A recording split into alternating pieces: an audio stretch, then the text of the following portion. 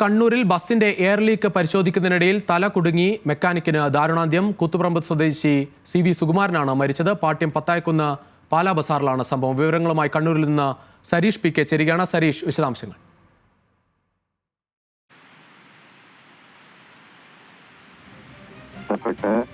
ഈ tourist bus രാവിലെ driver പരിശോധിക്കുന്നതിനിടെ air leak ഉണ്ട് എന്നൊരു സംശയം തോന്നുന്നു. അതിന് പിന്നാലെ ഈ കൂത്തുപറമ്പ് സ്വദേശിയായ ഈ മെക്കാനിക്കിനെ അവിടേക്ക് വിളിക്കുന്നു. സുകുമാരനെ ആ സ്ഥലത്തേക്ക് വിളിക്കുകയും പരിശോധന നടത്താൻ ആവശ്യപ്പെടുകയും ചെയ്യുന്നു. ആദ്യ പരിശോധനയിൽ ലീക്ക് ഉണ്ട് എന്ന് ബോധ്യപ്പെട്ടതിന്റെ അടിസ്ഥാനത്തിൽ അദ്ദേഹം ഈ വാഹനത്തിന്റെ അടിയിലേക്ക് പോവുകയും ഈ പരിശോധന എവിടെ നിന്നാണ് അല്ലെങ്കിൽ ഈ പരിശോധന നടക്കുന്നതിനിടയിലാണ് അബദ്ധത്തിൽ ഈ എയർ ലിഫ്റ്റിന്റെ ഭാഗത്ത് തല കുടുങ്ങുന്നത്. ഉടൻ തന്നെ ഈ നാട്ടുകാരും ഒപ്പം തന്നെ ഡ്രൈവർമാരും ചേർന്ന് അദ്ദേഹത്തെ പുറത്തെടുക്കാൻ ശ്രമിച്ചെങ്കിലും അദ്ദേഹത്തിന്റെ തല പൂർണ്ണമായി അകത്തേക്ക് കുടുങ്ങിയ അവസ്ഥയിലായിരുന്നു.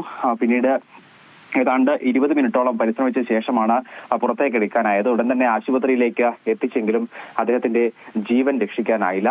ഇപ്പോൾ പോസ്റ്റ്മോർട്ടം നടപടികൾക്കായി മൃതദേഹം മോർച്ചറിയിലേക്ക് മാറ്റിയിരിക്കുകയാണ്. ശരി സരീഷ്.